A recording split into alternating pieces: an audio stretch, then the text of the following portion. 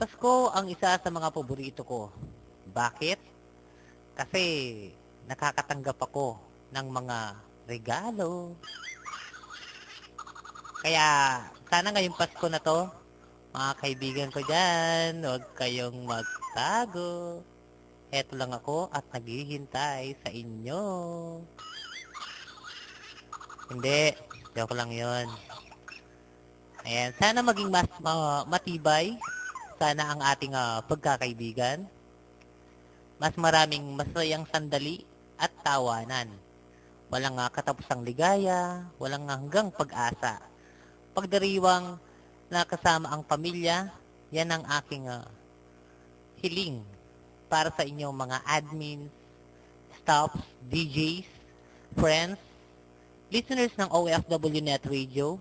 Lubos po akong nagpapasalamat sa may kapal pagkat nabibiyaan ang OFW Net Radio ng tunay na mga kaibigan.